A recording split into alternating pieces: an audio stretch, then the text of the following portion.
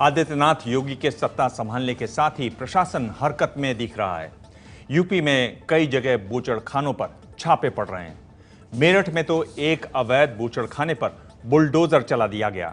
फिलहाल ये बूचड़खाने national green tribunal के आदेश पर बंद हो रहे हैं।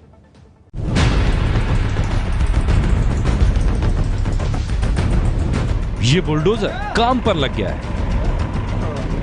बुलडोजर को जिम्मा मिला है अवैध बूचड़खाने को जमींदोज करने का। बुलडोजर के जरिए मेरठ इलाके के इस अवैध बूचड़खाने की जमीन में गड्ढा किया गया और फिर कटान कर रखा गया। सारा गोश्त दफन कर दिया गया।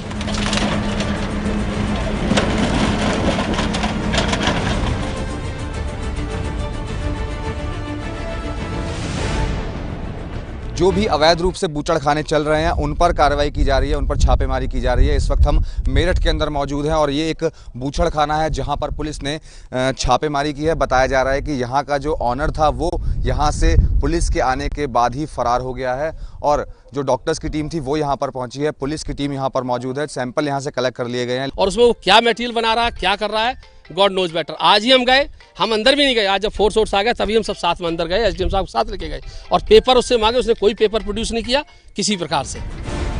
एक्शन सिर्फ इस बूचड़खाने पर ही नहीं दिखा। मेरठ हापुड़ रोड पर ये दूसरा बूचड़खाना भी है जिस पर छापा पड़ा। यहाँ सारे कागजात दिखाने को बोला गया।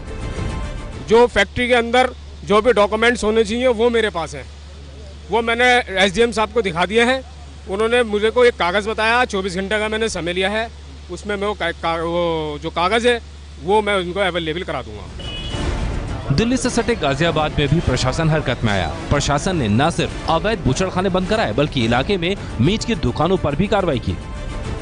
यहाँ नगर निगम लाइसेंस बनाती थी, हर साल में लाइसेंस रिन्यू होता था। यहाँ बकरी का भी रिन्यू होता था और भैंस का भी रिन्यू होता था। 4 साल से कोई नगर निगम लाइसेंस रिन्यू नहीं कर रही। अब प्रशासन ये कह रहा है कि ये कागज मान्य नहीं है। 10 दुकानें चिन्हित की गई, उनको जांच की गई तो उनमें 4 में मीट पाया गया। उन 4 दुकानों को भी सील कराया गया और साथ ही उसमें एफआईआर, अवैध कटान के विरुद्ध एफआईआर। यूपी के लखीमपुर खीरी इलाके में भी प्रशासन ने 3 बूचड़खाने बंद कराए। प्रशासन का कहना है कि बूचड़खाने अवैध हैं, जबकि बूचड़खाने चलाने वाले निगम द्वारा जारी रसीदें दिखा रहे हैं। खीरी में वो लाइसेंस नहीं है, अनलाइसेंस तरीके से वो स्लॉटर हाउस चल रहा है और बहुत पुराने से चल रहे की सूचना है। बट हम लोगों का, प्रशासन का संज्ञान में अभी आया है, इसलिए ये जल्द से जल्द हम लोग कार्रवाई किया है।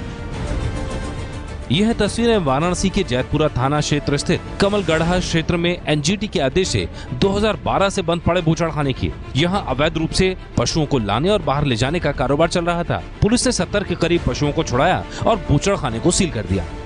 ये सिंपली हम लोग आए हैं बूचड़खाना जो अवैध है इसको सील करने के लिए आए हैं। नगर निगम की प्रॉपर्टी है तो उसको आप पर्सनल यूज के लिए तो नहीं यूज कर सकते हैं, उसी चीज़ के लिए है।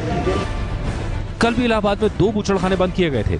बीजेपी ने अपने मैनिफेस्टो में वादा किया था कि सभी यांत्रिक और अवैध बूचड़खाने बंद किए जाएंगे। हालांकि हाथ से कटाई पर ऐसा वादा नहीं है। यूपी में करीब 40 यांत्रिक बूचड़खाने हैं जबकि 316 अवैध बूचड़खाने हैं। माना जाता है कि बूचड़खानों पर कार्रवाई से 11,500 करोड़ सालाना का नुकसान यूपी सरकार को होगा। समझा जा रहा है कि यूपी सरकार इस बारे में विधानसभा में कानून पास करेगी, लेकिन उससे पहले आदित्यनाथ योगी अपनी पहली कैबिनेट बैठक में ही अध्यादेश लाकर मैनिफेस्टो में किए गए अपने वादे को पूरा करने का आदेश जारी कर सकते हैं। मेरठ से सुधीर चौहान के साथ मनोज वर्मा की रिपोर्ट। ये है एबीपी न्यूज, आपको रखे आगे।